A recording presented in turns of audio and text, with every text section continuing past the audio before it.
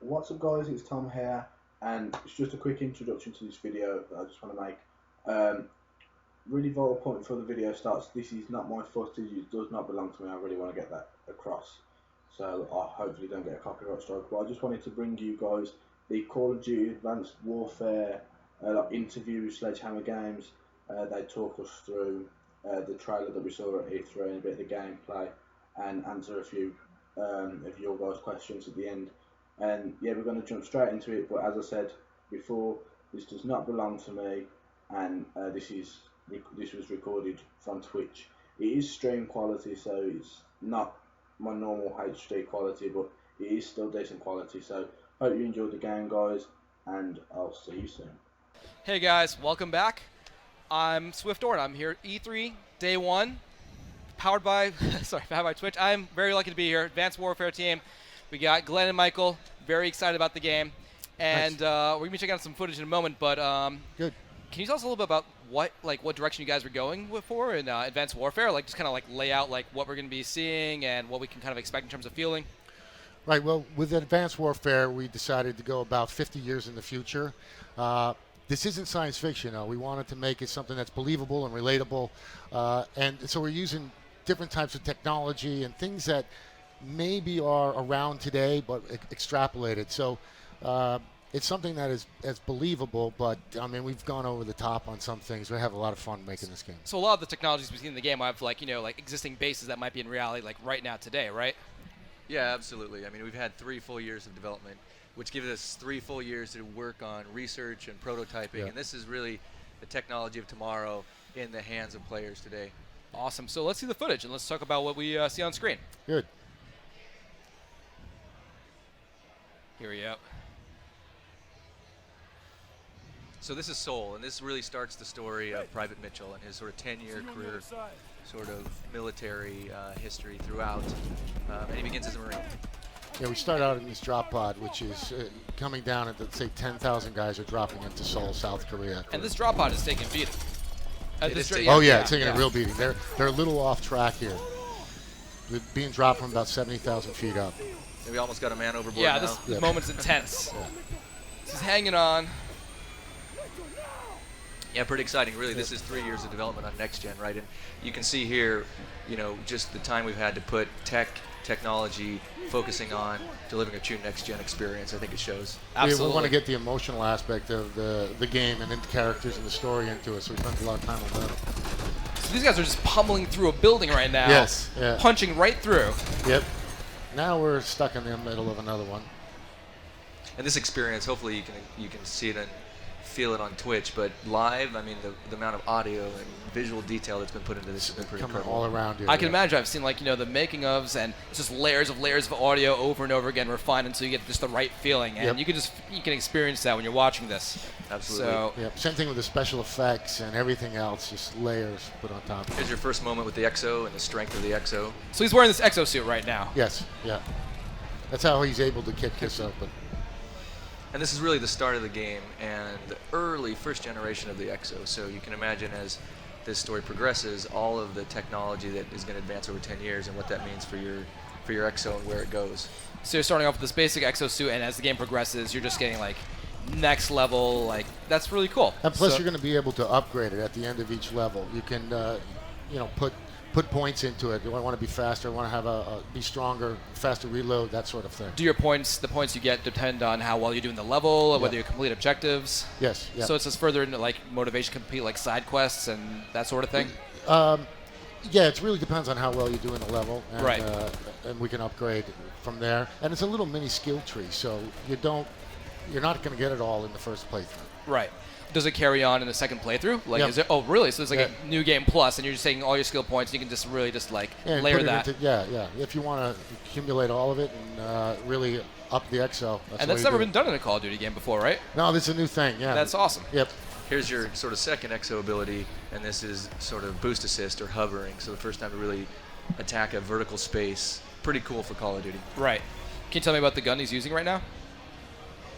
Yeah, this is the HMAR. This is a pretty exciting gun. It actually uses sort of 3D printing technology. We know that's happening to create its own ammo, right? And there's a bunch of science behind it that I won't try to explain here, but this is where things are going. And so this weapon, yeah, it creates its own ammo. Very sweet. So that's like the regen we kind of see going on once you've expended your rounds.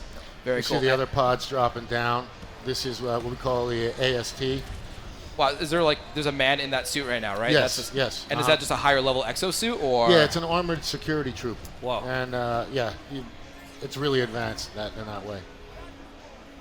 Here's a forward operating base where we're trying to get instructions.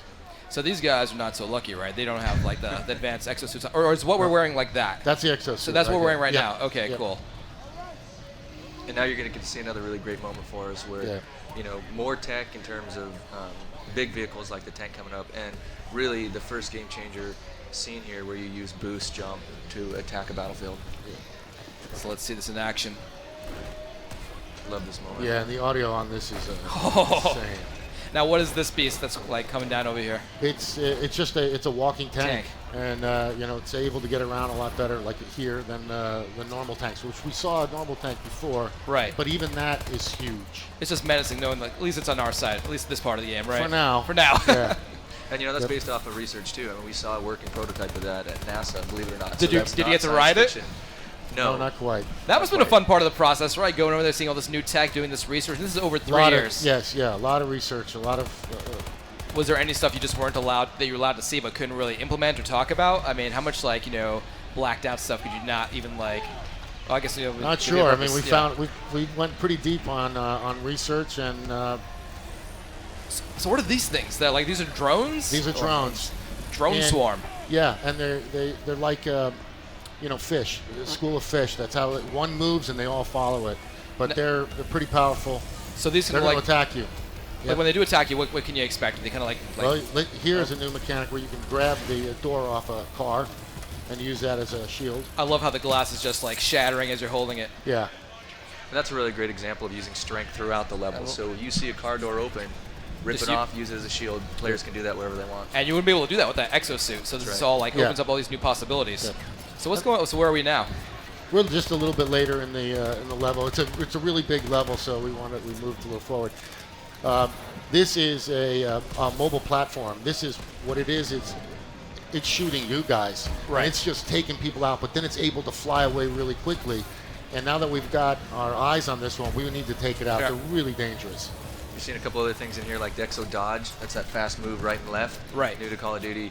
The threat grenade and threat detection, which you see here on the mobile turret platform, allows you to pull your enemies sort of visually out of the fight. So that's really nice. And see how you go into ADS and it pops the... Yes. How far can that laser go? Is there like a distance limit on that? That's pretty crazy. It has a limit, but man, is that thing powerful. Yeah. Yeah, you want to use that. So in previous... That's actually, we call that a new class of weapons for the game called directed energy, right? Or weaponized energy. Weaponized energy. Yeah. And is there like a wide selection of them throughout the game? Yeah, there's a number you're going to be able to pick, and you can imagine what that means as a new class. Smart grenade. So now, previous Call of Duty games had like sliding and dolphin dives. Like, is there going to be like a version of that in Advanced Warfare? Yeah, we call this, the first really significant redesign of the movement set. So from boost, jump, slam, dodge. I mean, it's incredible. Yeah. Yeah, it's like very cool to see how you guys utilize that kind of additional strength and like that exo armor. I keep on saying exo armor. Very excited. Yeah, it's been fun. I mean, it really opens up a lot of possibilities when you're designing the game. Like the boost jump is all vertical. This was a moment we wanted to try and get a little bit more emotion into the game. Right, but it's okay. These guys both have exosuits. They can totally tear this. Oh, maybe not. You're seeing the power of our next-gen characters, our new rendering system, our new animation system, the performance capture we're doing with avatars. Yeah, it's amazing. The facial features seem incredible. Just the detail, the movements, and that is the second time I've seen that, and the first time I literally just flew back in my seat while I was sitting there watching it. Just so emotional. That's great. Here was another moment that was pretty special. Oh man. In a weird way. Yeah, we were really looking to try and drive something pretty emotional in the narrative of our story mode, and so these moments where, like Glenn has mentioned, pain and loss and how powerful that can be in war. So we're getting really close to the characters. Yes, and a lot of time has been spent on the story, on the dialogue, on the backstory of the characters, and that's what we wanted to get through. We wanted you to connect with the characters. What did you guys find the most challenging, throughout the years, is trying to refine getting to this point? Wow, there's been a lot of Oh, challenges. there's just a lot. Yeah. And the expectation's just so high. I'm I sure think just everything gets scrutinized. I think the sheer power of That's an arm. yeah. Oh, is that his arm? Oh my Yeah, God, is his yeah. arm the blood trail? Yeah. Oh, I'm grabbing my arm right now. Oh, good. Good. Like, excellent. Everything is going as planned. And then a quick sneak peek at a bunch of other great moments in the game, and just scratching the surface on everything that Advanced Warfare and the Tier 1 Soldier brings. Yep. Who was that man we just saw? Was that That was Kevin Spacey. Oh yeah. my God. Oh, it's And- great to have him. What he brings to the story, you know, we wrote the story with him in mind, and then when we're able to get him, it's just amazing, right? He brings it to life. Is he playing like a large role? Is it just a cameo? Like how much role No, does Kevin no. Spacey? He's a big part of. Oh yeah. I mean, he's throughout the whole game, and a major player, and after he got into the character, he got to know him. He would be on set and he'd say, well, I think Jonathan would talk this way. I think he would do this, right? I mean, the stuff Absolutely. he brought. That's so awesome that he had so much impact, like on the game and the man, characters yeah. and. Yep. I think that's the thing that we really love about it. It wasn't a PR stunt. It wasn't about making headlines about Kevin Yeah. Spacey. It was about elevating the character performances, and he's amazing, and you see it throughout the story. So you look for the man that would do the right fit, and that was Kevin. That's exactly right. Wow. Yeah. I mean, when you're writing, you always have characters in mind, right? And different actors, and so you're writing it with him in mind. And when you can get him, it's really cool. And you know, as Michael said, when he came onto the set, we didn't tell the other actors, Right. right? And all of a sudden, he comes on, and they're like, "Oh man, I better bring my A game," you know. How was that? Like, every day coming in, like, "Sup, Kevin? How's it going? How the kids?" I mean, he's funny, right? He's Yeah. articulate. Whip I mean, smart. He's yeah. sharp. Yeah, he's been a pleasure. That's awesome. And I mean, like I'm sure you worked with so much other talent too, right? The voice actors Yep. and the designers. Yeah, So we've got Troy Baker, There- as you know. and Yeah. So it's a great Yeah, cast. he's and I think amazing too. The narrative and sort of the emotional storytelling is at a new level for us in Call of Duty. And So- they all connected. right. You know, they're sitting there together having lunch and breakfast and hanging out together, and they're laughing and joking. So after a while, you know, that kind of connection I think will show up in the game. Yeah, it just translates to the game, Yeah. right? Everyone just having a good time, have that bond. That's awesome. So how long of a campaign do you think it'll be, like for like an average player or someone who's terrible at the game like me? I have a kill death ratio of like 0.002 or something. It's terrible. I'm terrible, but I really always enjoy the like Glenn. campaign. He's got the same KD as you. Poor guy. All right, if that's the way we're going to be today, all right, fine. But yeah, how long do you think the campaign will like? If you like, it's gonna be kind of like on par with like previous Call of Duty people games. ask us that a lot, and the truth is that we're still. Who knows? Some people will play it in 6 hours. Some people are going to play it in 12 hours. But it's a great story. It's I think it's a pretty long game. Yeah, I mean, we don't really talk about length. We talk about the quality and the impact Yeah. of the story. And, Right. And well, I just think you're going to see that this year. It's But pretty powerful. there's a huge incentive to play the game over now with the new game plus, Absolutely. right? Like I'm Yeah. accumulating these points, doing these missions, upgrading my Absolutely. exosuit, my weapons, and I'm gonna play through again. I'm gonna max out everything. I will. Yeah. I And mean, we're there's some putting. things. Sorry, go ahead. I was going to say we have audio logs in the game that you're going to be able to find in the game, unlock, and understand more of Jonathan Irons, which is Kevin Spacey. Some of the background, some of the research that we did, we'll put it into his dialogue. So there's a lot of things that we're bringing that are kind of new that will allow you to go through the game, explore, and hopefully learn more. And we've got some things that we can't quite talk about yet. I'm sure Does everybody Kevin on live? Twitch wants to talk about MP, which we can't Yes, yet. But there right. are things you'll do in single player that will, reward you in other modes of the game. So that's pretty exciting too. Right. I'd love to see a lot of this, like implemented in the multiplayer, like the exosuits, and all these weapons, the regen ammo. But of course, our guys, I'm sure, working that out, will reveal that. Well, when if you time can is imagine right. what's in single player, There you No. go. There you go. let's just say that the exoskeleton carries across the whole game. So do you guys have, favorite characters yourselves? I'm sure as going through the story and building this game, you've kind of, built just these bonds with players or characters. Like, do you guys have personal favorites so far?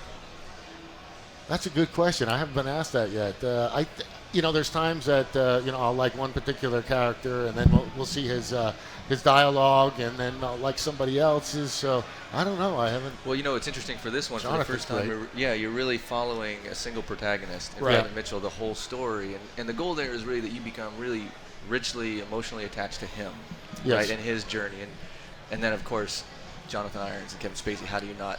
Yeah, Yeah. that's insane. Yeah, So he comes on it. has there ever been any point in the development where, like, a character was going to die, and then it's like, oh, let's actually keep him alive, or at least for a little bit longer? We did have those, yes. Oh, you did? Oh, yeah. And then, someone may die, and half the team will go, oh, do we really have to kill him off? And you're like, yes, that's what we have to do. No, don't kill Bob! Yeah, that happens, yeah. So what else players will be excited about once they get into, immerse themselves in Advanced Warfare? Like, what do you think they'll notice? Like, if you're a long-time series, fan of the series, what will be the first thing they notice once they're in the game, you think? Or as they progress through the game? I think they're going to notice that there's a lot of changes to the game.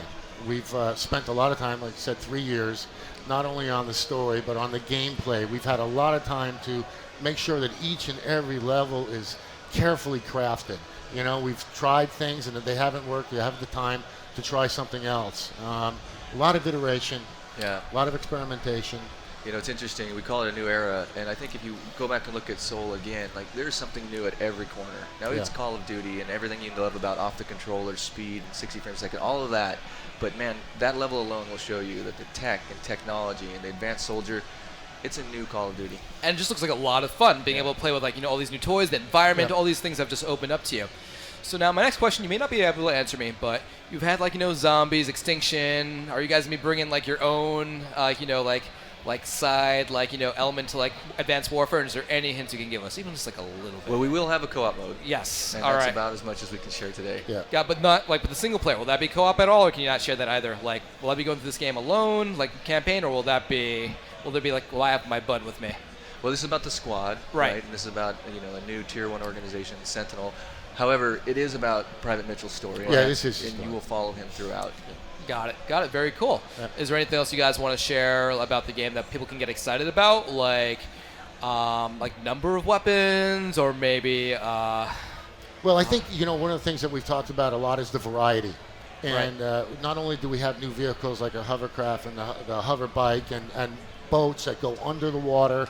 But the mood and pacing, you're going to find that we've spent a lot of time trying to change the mood. Like in some places we've said, we've talked to veterans and they've said, war is scary sometimes. So we've brought that. We've brought tension. We've even taken the exoskeleton away from you at times. So, I'm powerful and then we've taken away. You're vulnerable, right. So there's a lot of mood and pacing that we've spent a lot of time on. Yeah, and I think the 3-year cycle, which has been remarkable, first for Call of Duty, first for Sledgehammer, means you're just scratching the surface here. There is so much more to come. And the love shows. So I want to see some questions, if we have time to take some questions from chat. But before that, will I get to drive a spider tank? Pardon? Will I get to drive one of those huge spider tanks that are crawl, will I get to drive one? Because I want one so bad. So bad. There's a lot of drivable vehicles. I don't think we're sharing all the stories, but you will get in some mobile turrets, and there's some stuff that I don't think we're sharing yet, but you're going to have They'll have some fun in some of these things. Yes, absolutely. Very cool. Way. So let's take some questions from chat over here. Let's see. War is scary. Yes, it is, sir. Yes, it is. At least sometimes. War is scary. In fact, when we talk to our military advisors, they talk about the fact that war is scary, and some of our levels really address that. So that's also going to be pretty interesting when the players finally feel kind of the terror of war. Right. What we mean by that is, they're going into a house. The door is closed. What's behind the door? And not that our guys are scared, but, there's a tension that's built up there's there. The unknown, right? Exactly. What's around the corner? Am I going to get shot? And that's what we want to try and bring is different aspects of war and realism. And that's such a tough thing to accomplish because you're playing a game, but you're in it, and you want to feel like you're in the game and you're in this environment where you are at risk. Yep. But let's see here. We keep watching your string. And everybody wants to talk multiplayer. Everyone wants to talk beta. No multiplayer yet, guys. Look, as developers, as gamers and game fans of Call of Duty, we want to talk about it too. We just can't yet. Right. Someone asked, will there be dogs? I haven't seen any animals, but I mean, do you think we'll see a dog in campaign, or is it just? It's certainly not in the way that you saw with Riley in the past. I mean, we all loved Riley, and that was great for Ghost. But you saw, drones and future tech is more the way we're going with your companions and your squads. Right. So a good question there was about the melee. Is there stabbing? What kind of close quarters combat can we see in Advanced Warfare? what we've done is we've added strength to it. Right. I've got the exoskeleton, so when I hit a guy, I can hit him 10 feet. Yeah, he's 20 feet. And so that's a lot of fun when I knock a guy out. I mean, we have different moves now, and we get up to them. But yeah, it's about mano a mano. I'm up to the guy now, but I've got I've got this Exo, so I'm a lot stronger. I just There's wanted also a really great new melee. It's a slam, so you can boost above a person and use your Exo power slam down on top, and that brings a whole new dimension of close combat, if you will. Oh man, I can just imagine what's happening. Yeah, intense. So let's see what else we got here. We only got a minute or so left. Cyborg dogs? I don't know about that. That'd be kind of cool, but That's a good idea. let's see. Drone dogs, fish. No. Let's see. Fish so, AI. come on, guys. What else you got? So. No, you won't see Wally. No Wally. That's a good question. And I'm guessing, same as before, we're gonna have like DLC, planned out through the year. Hopefully, maybe I'm sure it's too early for that, but a little bit. I mean, we've got an amazing community of fans. We want to provide a rich sort of season of DLC, but really we're just focused on getting to November with a world-class game. Yeah. And you guys have reached out a lot to just the gamers and the community when making this game, right? How was that? Yeah. We listen. Yeah, big fans of esports, community, competitive, and public. I mean, for us, it's not mutually exclusive, right? You can provide a great experience for both, and we get and take the feedback really serious. Absolutely. I mean, when we came on to the Activision a few years ago, we were fans. I mean, that's why we were on Call of Duty. We love the games, and so we approach it as a fan. Right. And what would we want to see? What would we want to play? And hopefully that shows in the care and the crafting of the game. So from what we saw, it definitely does. Now, personal question: do you guys have a favorite Call of Duty yourselves? Like in the library, and it's a little tough to kind of ask. Maybe make some enemies if you answer. No, but it's okay. I mean, look, I'll go first if that's okay. Yeah, let's hear it. Super proud of what we did with Always the do. award on MW3. But man, COD 4, new era then. Yes. It's hard to beat that experience. Oh, I still go back and play it, and I miss the physics of just the old school mode. You just knife somebody, they'd fly across. Yep. But cool. Thank you guys. Cannot wait for Advanced Warfare, and I'm sure we'll hear more information as we get close to the release date. Absolutely. November 4th. Yeah, November 4th. Remember, guys, pre-order now. So thank you guys. Really appreciate it. Thank you very Good having much. you guys. Can't wait to play. Pleasure. Thanks, everyone. So stand by, guys. We'll be back with Forza, next Forza game. Awesome.